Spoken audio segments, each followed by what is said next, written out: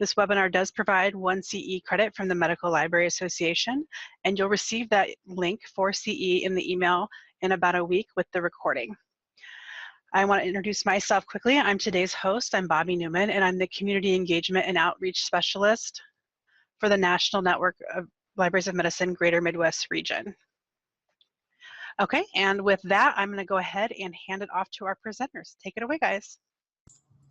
Hello, I'm Shane Hoffman. I am the Technology Services Manager with the Plain City Public Library, just a little bit northwest of Columbus, Ohio, and one of the founding members along with Kate of Team Vittles. We're a group of librarians who go around the state trying to get libraries more involved with the summer food service program and other food insecurity programs that we've been learning about as we go. Did you want to introduce yourself? And I'm Kate McCartney. I'm the Assistant Director at the Marysville Public Library, which is just a little further north than where Shane is, to Columbus. And I have been doing, my library has been a summer lunch site for 5 years now. We just wrapped up our 5th year, and we serve Monday through Friday throughout the summer with our school district being our food provider. And this past summer, after we did our numbers, we served 9,902 meals for about 44 days of lunches. So we're really happy with that number and glad that we could help our community in that way.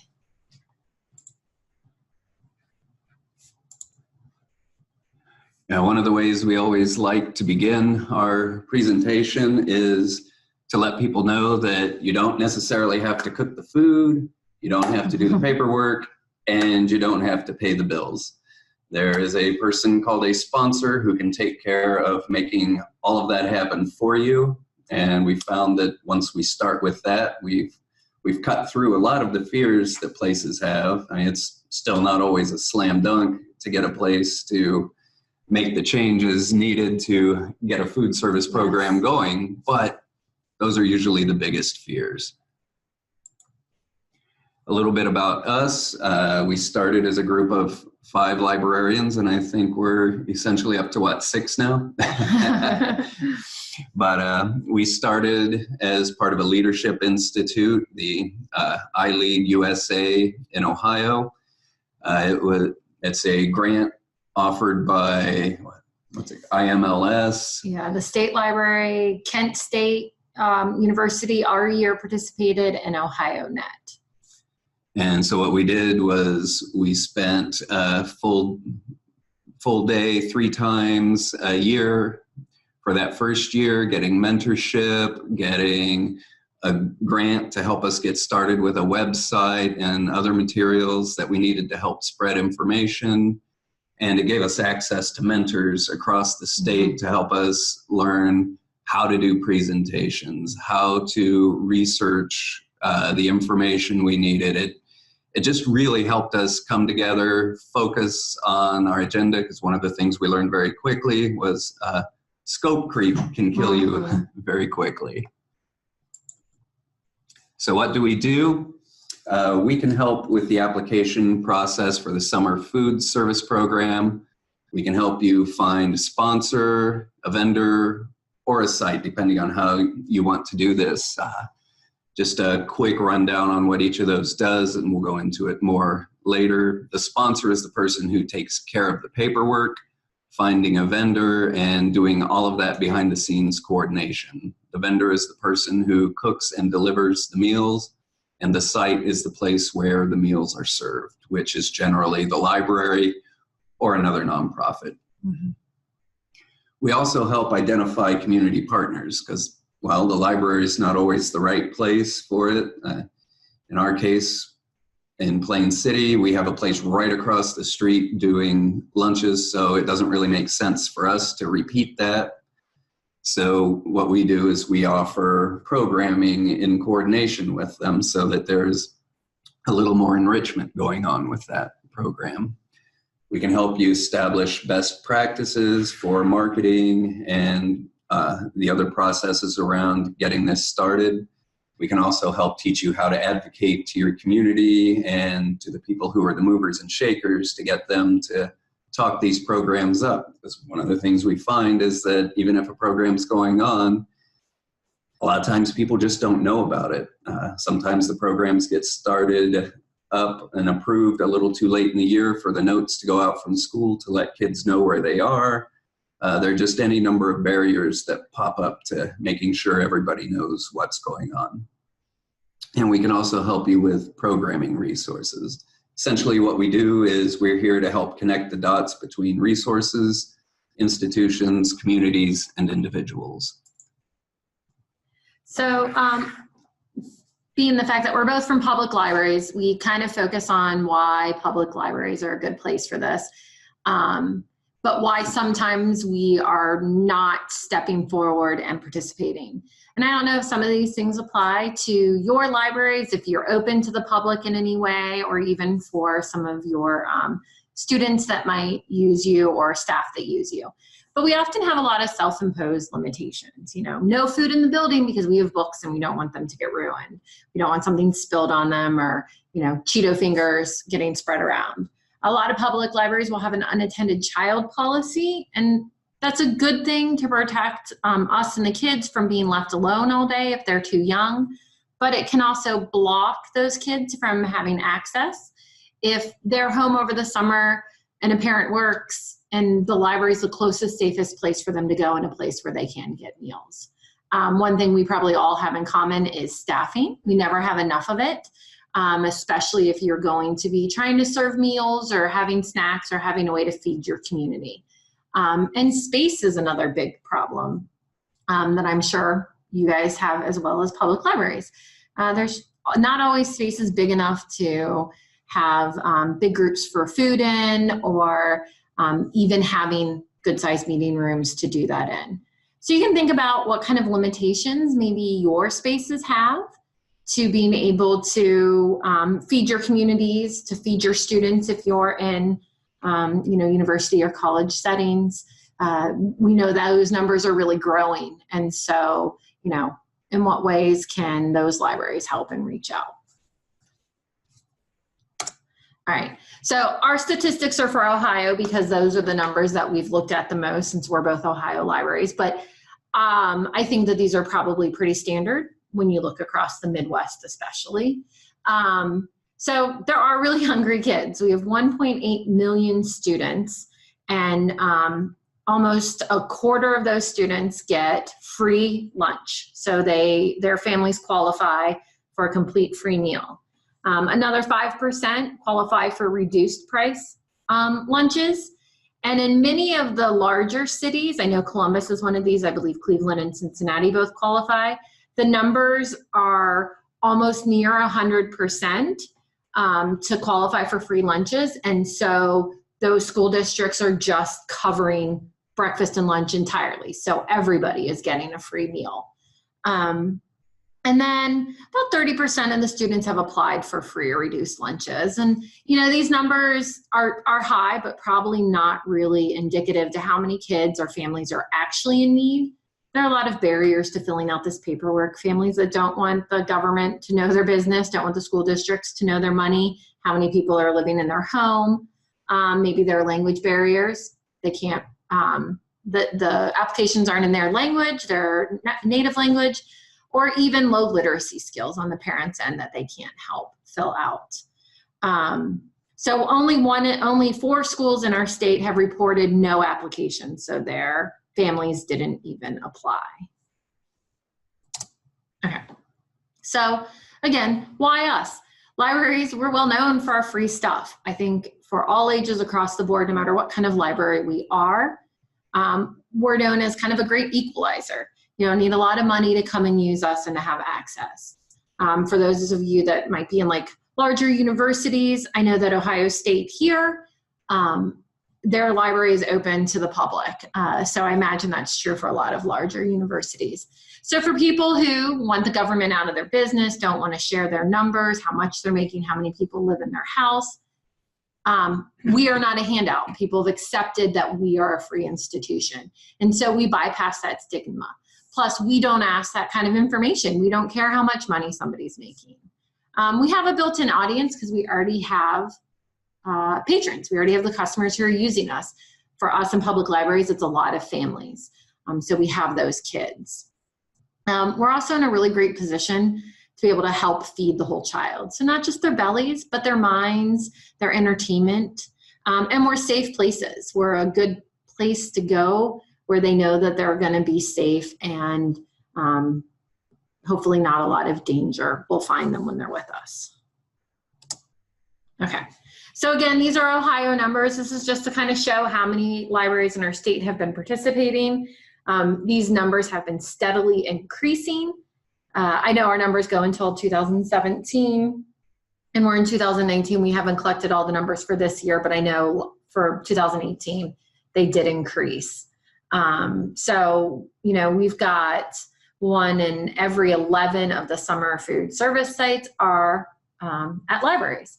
And libraries have served, you know, almost 150,000 meals, which is an amazing amount of meals for us to be serving. Actually, that number has gone up.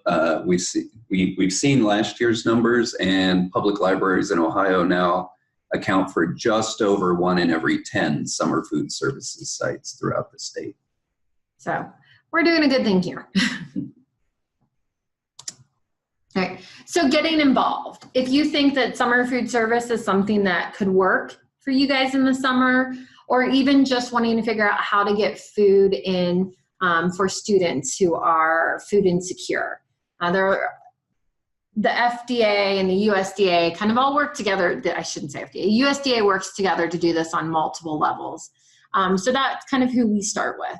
They can provide mapping so that you can see what your poverty levels are like around you, where there's food insecurity happening, any other numbers that you need to find. You can usually kind of choose the data you're looking for, and it will overlay that for you on a map of your area. And this map, the link we have up, is a government link for the whole country. It's not just for us. So it's not just Ohio based. So as far as summer food lunches go, if you decided that you wanted to be a site and or a sponsor, we kind of go more into that. But like Shane said, the sponsor does the whole kit and caboodle. It does all the paperwork.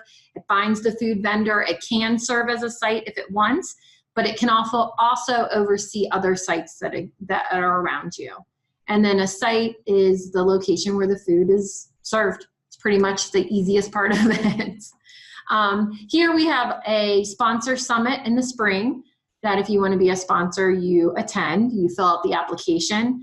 If you're a site, your sponsor will fill out for you, and you just let them know how often you want to serve, the times you're going to want to serve. And then start forming partnerships, especially if you're feeding kids. Having activities for them to do is really important after meals, because it just gives them a sense of it being more than just stop in for 10 minutes, eat real fast, and go. It kind of gives them that extra growth throughout the summer and avoid summer slide. I think this would probably be true for older students. They also are looking sometimes for things to do. So, you know, having some passive type events and things out on tables like building is always lots of fun. All right, so we promise you don't have to cook the food unless you have provided food service before, and then I suppose you could choose to. So for Ohio, it comes down from the USDA and then to the Ohio Department of Education, oversees and spreads it out to all of the different sponsors. You can choose to serve more than just lunch, but you can only choose 2 of these in a very weird way. So you can serve breakfast and lunch.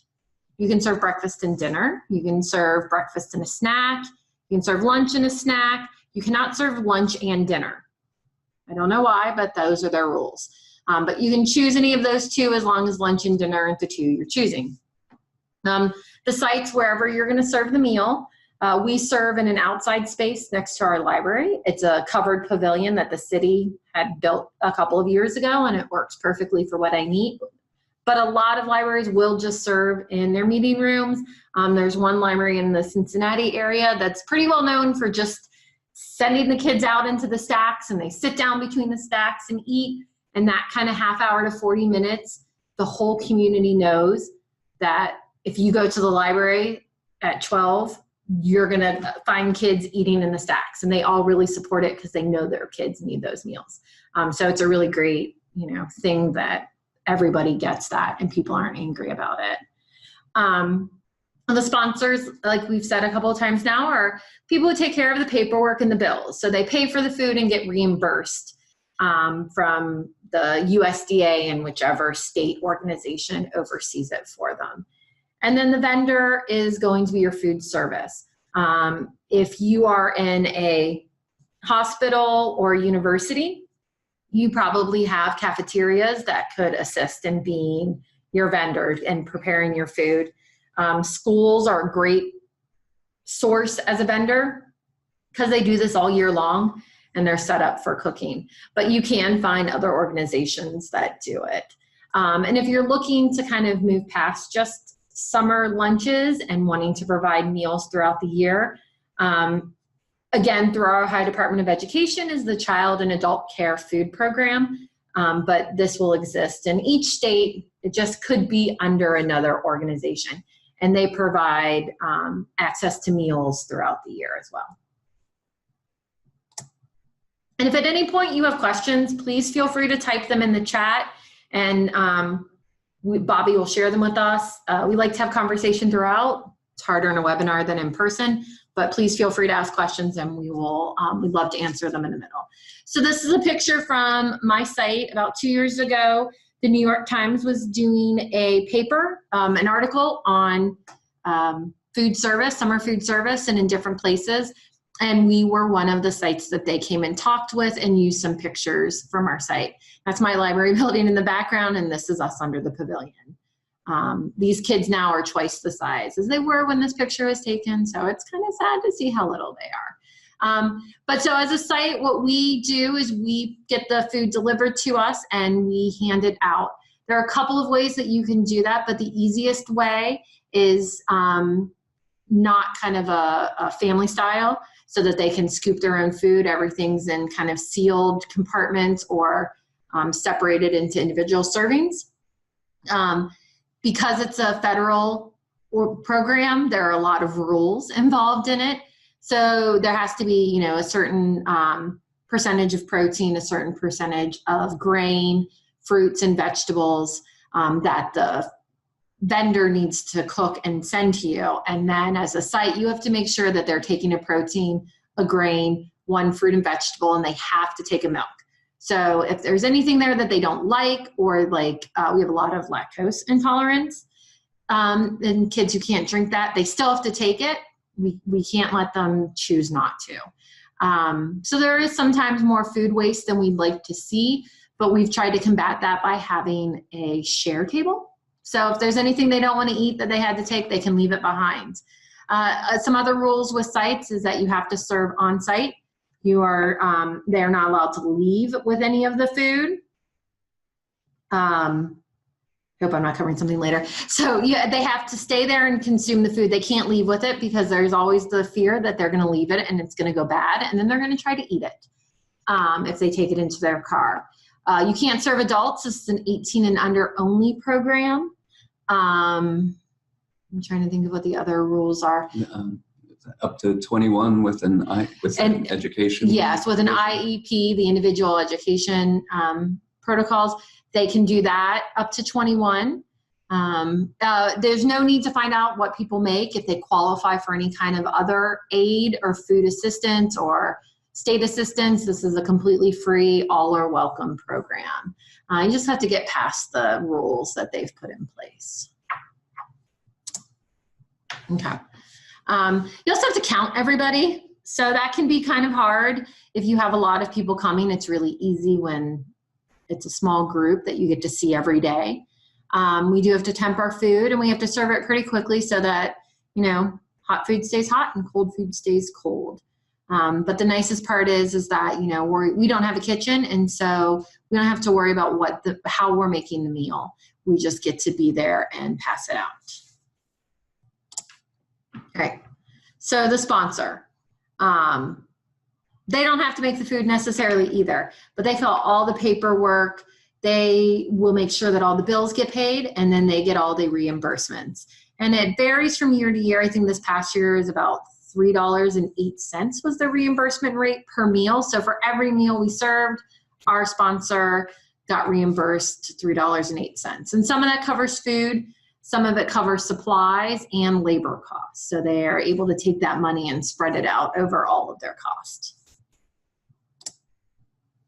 So finding a sponsor, depending on your area, can be easy or really difficult. If your area does any kind of sponsor summits in the spring, definitely attending one of those or reaching out to that group would be a great way to find one who is taking on new sites. Talking with schools, churches tend to be the highest number of places that provide them. But we have a lot of areas around us that are, what would you call them, sort of religious affiliated, nonprofit groups that focus on having food banks and feeding all year long. And so they've incorporated being sponsors into their work, and then they will go out to the different sites.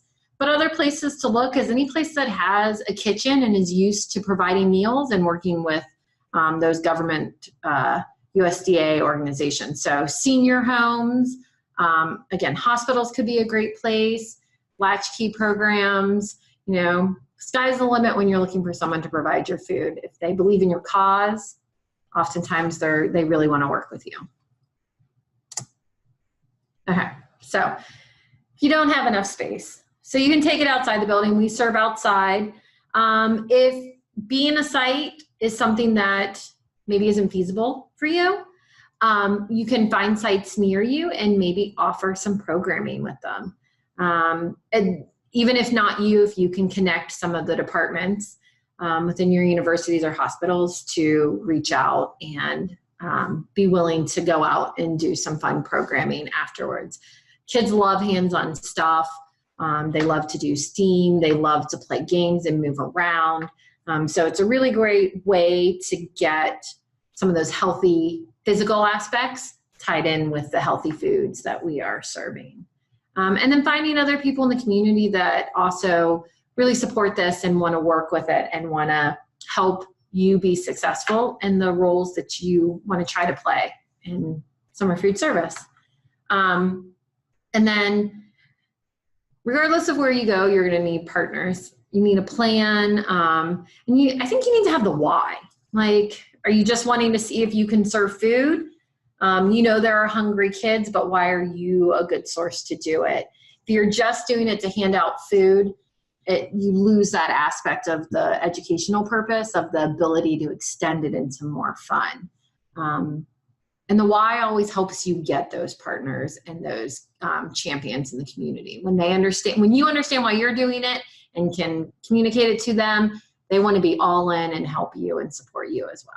Yeah, it's that being able to communicate it part. I know when I was first getting involved, I was trying to tell this to some of my coworkers, and one of them just looked at me and said, "Why are you doing this?" And it just never occurred to me that anyone wouldn't understand why, making a free lunch available, wasn't a great idea. So that made me realize, maybe I got to think this through a lot more. As great an idea as it is, it's not necessarily universal.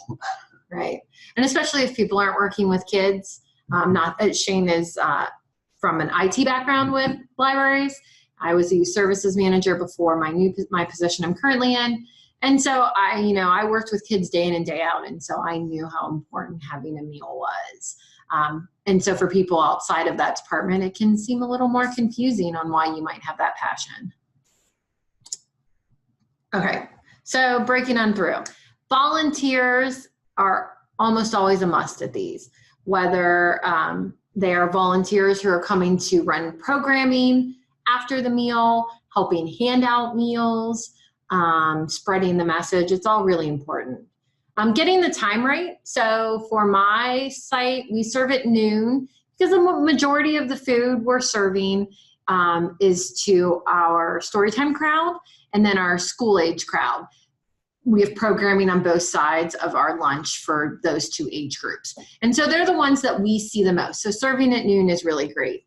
If we were going for more of a teen group or knew that we had a large teen population that was missing out on their food, but we're using the library during the day, we would probably set it a little bit later, maybe 2 or 3, because teens don't really enjoy getting out of bed much before the sun is making its way back down into night.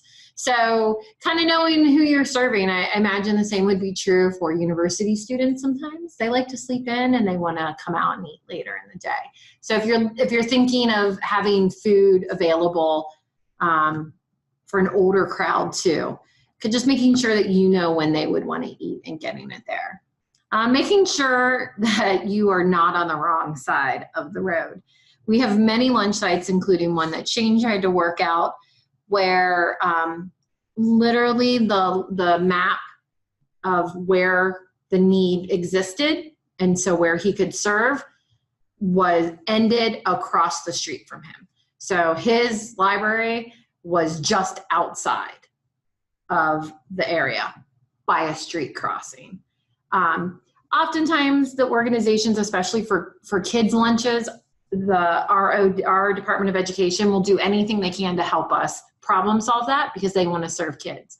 And I imagine that most of the groups will do that. So depending again on who your audience is, the people working in the organizations providing the money and the food are going to want to try to make it happen for you. If you have a hard time finding a sponsor, that can be difficult, but you just keep looking. Some of our sponsors have required deposits. They want someplace to give them money up front, and then we'll kind of take their meals cost out of that as it goes. It's not a great way to do it, just because oftentimes as public libraries, and I imagine for some of your libraries, if you were looking to get involved in food service in any way or having some snacks available for your food insecure folk, it's that we often don't have money sitting. All of our money is budgeted out, and there's not usually a budget for snacks or food for the library patrons. Sometimes sites will have 1 or 2 people who show up every day, or get really high numbers and really low numbers, and that can make it hard for food. Prepared meals you cannot donate anywhere or reserve, so you have to serve them the day that they are delivered to you. And so if you think you're going to get a lot of people and it's a day you get really few people, you have a lot of food that's going to go to waste. The other side of that is if you don't have enough meals, you turn people away, which we've had to do at my site, where we run out of food and we just have to say, I'm so sorry, please come back tomorrow. I'm lucky enough that the school I work with is involved day in and day out, not just once a week or once a month. And so we're able to say, hey, we need 10 more meals tomorrow because we turned away 5 people, and they can get that for us. And they can sometimes take food back to their kitchen and reserve it the next day, because they get it back quickly enough to get it into cold or freezers or coolers fast enough, which libraries aren't necessarily going to have those bigger refrigerators for that food. And if your sponsor has been at this a while, they're going to be pretty good about saving your rear end if you're consistently over ordering. And that, I know one of the sites we helped get started, they kept trying to order way too many meals, and their sponsors stepped in and helped them estimate their usage much better, and over the long run saved them a lot of money. And I did talk to one of our sponsors, and they explained why they require deposits. Sometimes the sponsors are very small organizations, and they have to pay the vendors in order to keep the food coming, but they have to pay the vendor before the reimbursement comes back from the state. So it's the only way they can stay in operation, helping keep this rolling every summer. And then transportation is also a really huge problem for a lot of us public libraries. If we're not in larger cities, we don't often have public transit. We don't have buses that run through. And so unless the families or our patrons can get to us by means of walking or by vehicle, we know that we can sometimes be missing out on the people who are really in need, because they may be a one car household. And if the car is at work for the day, people at home don't have a way to go. Another problem we run into in our area is being too remote. So we'll have small pockets of crossroads where there might be a dozen or 24 houses, and then nothing nearby to serve in, or the closest site in kind of a larger, more populated area is very far away from them. And getting the food out to those remote locations can be more difficult to make sure that, we can hit them all at one time. There are some summer food service programs, the sponsors, that have buses or vans in which they drive around from small location to small location, dropping off 10 or 15 meals and then moving on to the next one. So there are definitely ways to work through these. It just depends on if you have the means to do all of that. I've worked with one location. Instead of going through the summer food program, they chose to do a self-funded 4-week program.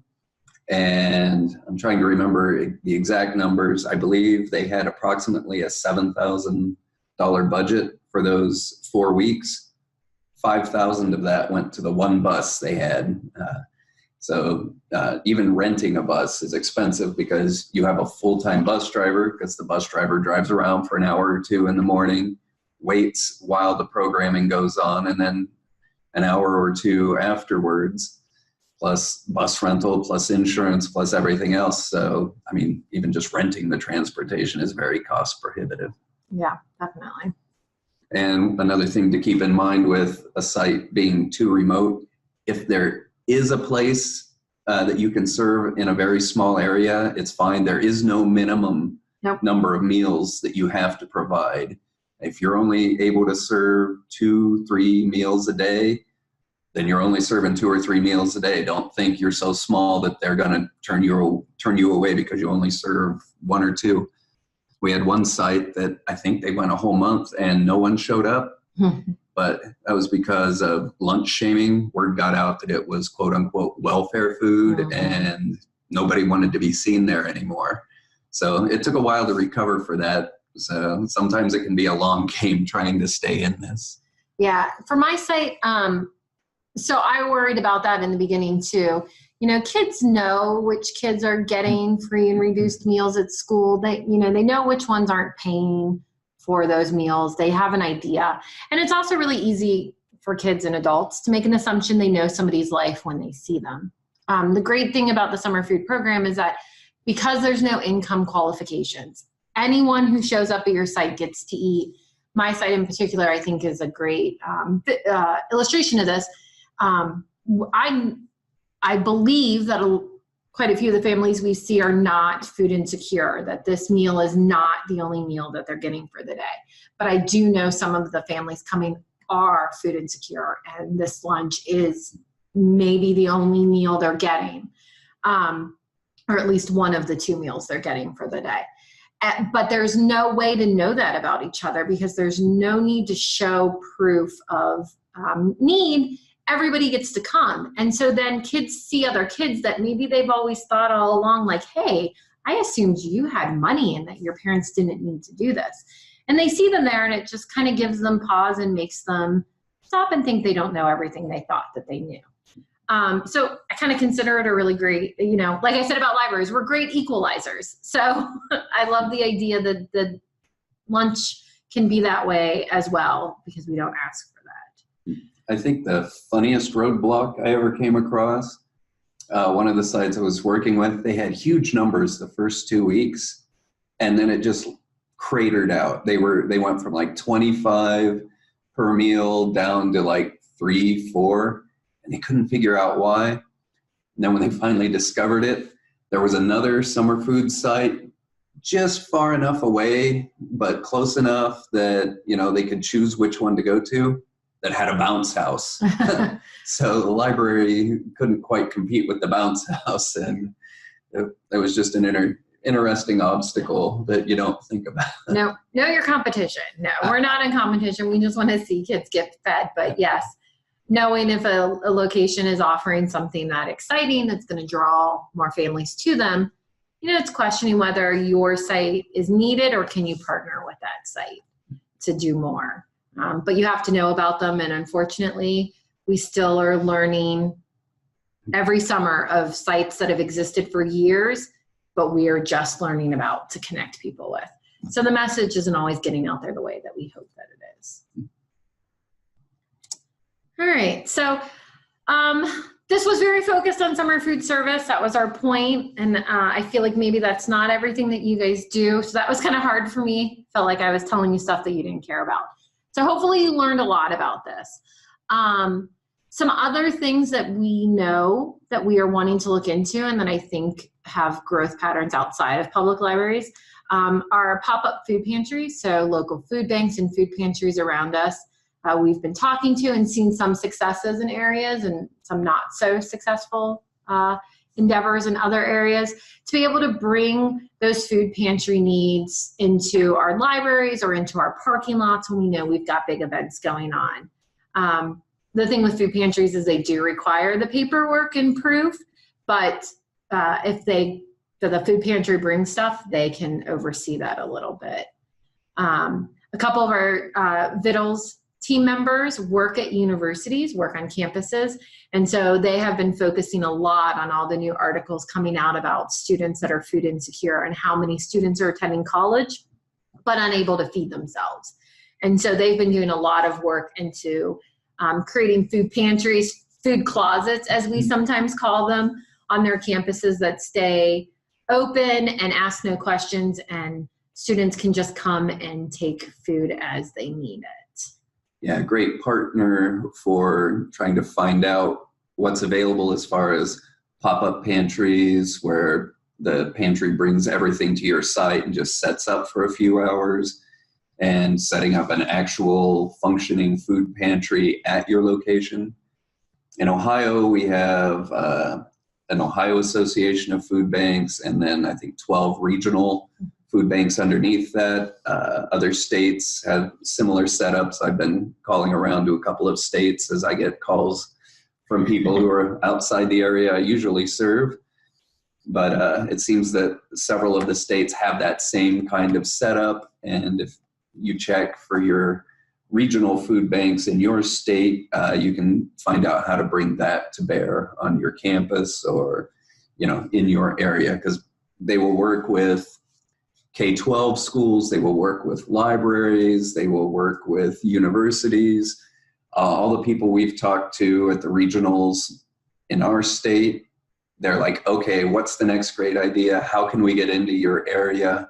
I mean, everybody's gung-ho on just getting the food out. Mm-hmm. Yeah, I'm working on this and meeting with all these different organizations that are not library-based and don't often cross over with our library normal services has been really great to see that this is a great passion for a lot of people, and that they are open to all kinds of ideas, any way that they can help make sure that we are feeding the food insecure, that we're finding where people are and what they need and getting to them if they can't get to us. We have that link again to the mapping tool for the summer meal program. It's just a capacity builder. It looks at area eligibility. It looks at some other numbers too, so it kind of shows you a lot of information. Yeah, I can go over those two mapping tools a little bit because we use them in kind of a unique way. See, we're not necessarily just trying to see if we're eligible. What we do is we'll take a peek at an area of the state and see what shows up in red. And so this is like your 30,000 foot view. You find that big area of red, and then you can use the mapper to show where libraries are, where churches are, where schools are, and it'll show you if there is an existing summer food service site going on there. So you've got the visibility to see, okay, there's need here. There are nonprofits that typically participate in this. Maybe you'll see that you're in a desert and you've got access there, or maybe you're going to find out you're that person who's on the wrong side of the street and you can go make a partnership to help get something started.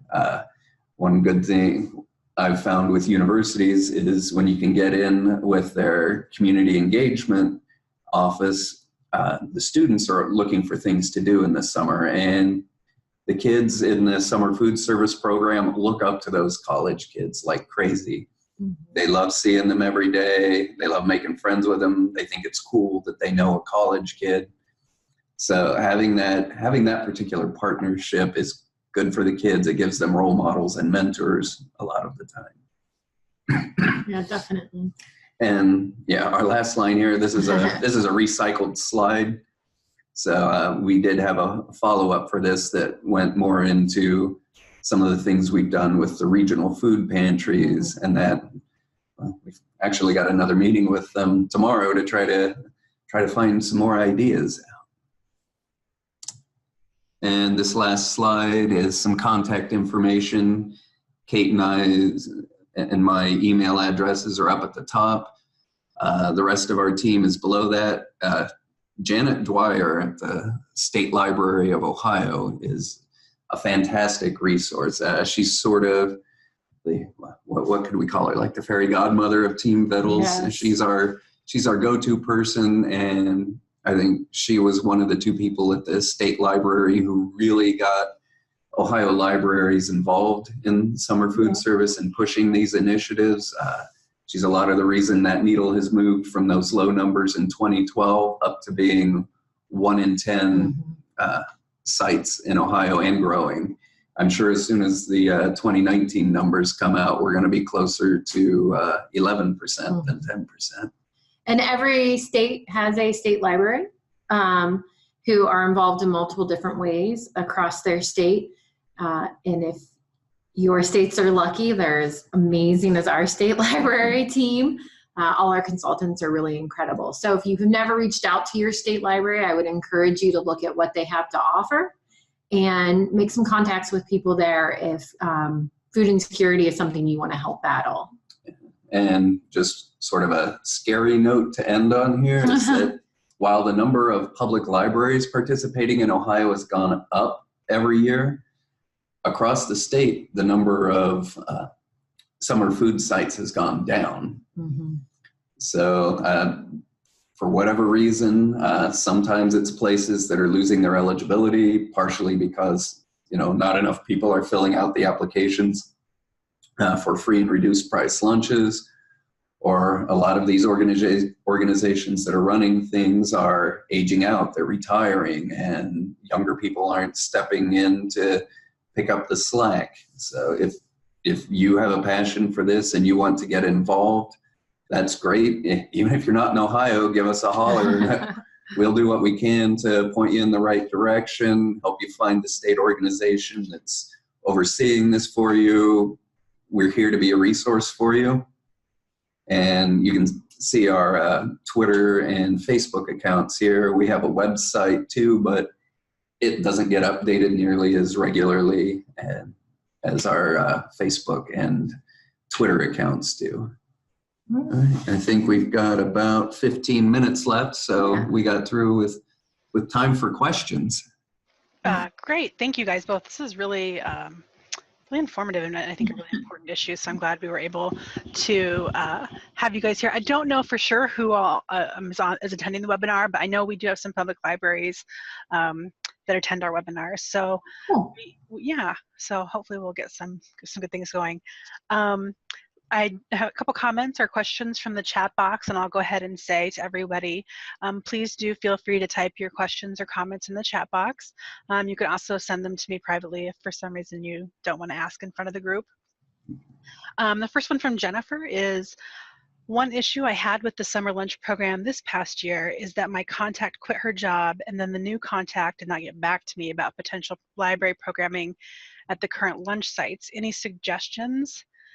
We were turned down as a site because of low attendance, possible proximity to other sites, and lack of staffing to serve the food. Mm-hmm. I would say, so it is really unfortunate when contacts change because we build those relationships with someone, and then when they go, we have to struggle to figure out who that relationship is with. The only thing that I could think for next summer would be to just show up at the site one day, and as they finish serving, just kind of try to find the person that looks like they're in charge and just go up and reintroduce yourself and say, hey, we'd love to come and be involved. We're the library. This is what we can do. Even if they just let you set up at one end with some information and, you know, some takeaways that families can do. We have a lot of groups that come to ours who will just set up at one end of our space and just kind of do some stuff, and they're not really involved with our serving. They're just there to engage with the kids afterwards. But I think going to the site maybe and trying to make contact with that person face to face, it's a lot harder to tell someone to their face, I'm done working with you, than it is through email. And if I was gonna say, I hadn't really heard of the low attendance reason before, but if you find a place that's looking for more volunteers, Yeah. Church groups, I've been contacting some groups that I probably wouldn't have necessarily thought to have gone to in the past.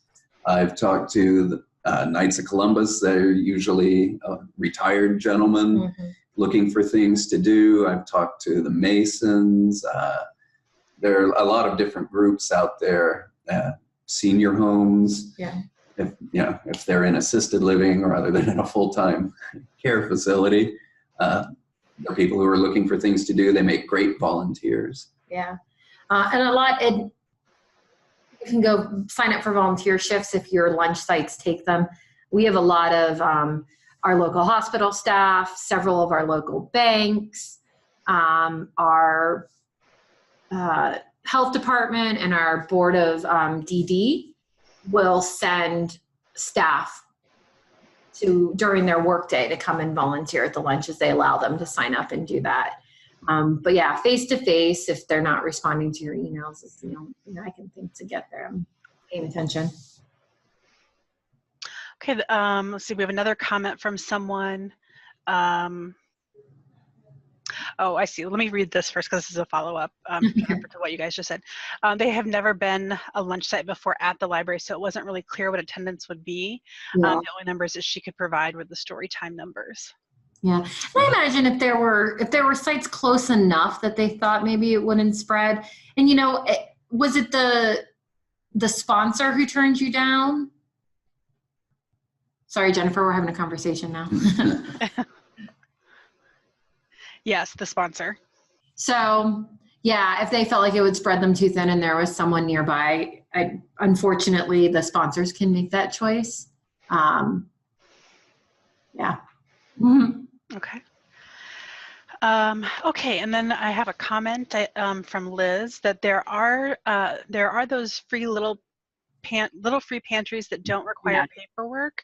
They just have a can. Oh, I think I've seen these. They're like the little free libraries. Yeah. They have canned goods, dried goods, and shelf-stable box foods. Yeah. Yeah, and those could be a great thing to put up around, you know, your communities, your universities, your hospitals, that anyone can come and take. All right. Any other? Let's see if anybody has any other questions. Wait a couple minutes here. This was really informative, guys. I really appreciate you doing this webinar for us. And you have our emails. Please feel free to ask questions if you think of them. Gina and Sarah on this list are our two team members that work at universities. They're smaller private universities here in Ohio, but Gina has been working really hard to get some food pantry movement going for her students. So if you are at universities and are looking to do this, one of them would also be really great resources. And just tell them you sat through a webinar and they will feel like they've been talking to you all along. Okay, great. And then again, for those of you who are interested in the CE for this, I will be sending the link out when I do send the recording out in about a week. So we'll get it captioned and added to our YouTube channel, and I will send those both out at the same time. If you have any questions, feel free to contact Kate or Shane, or you can email me. You have my email because I emailed you the reminder for the webinar. All right, great. Thank you, everyone. Thanks for being here today. Thank you guys so much. Thanks for watching. This video was produced by the National Network of Libraries of Medicine. Select the circular channel icon to subscribe to our channel. Select a video thumbnail to watch another video from the channel.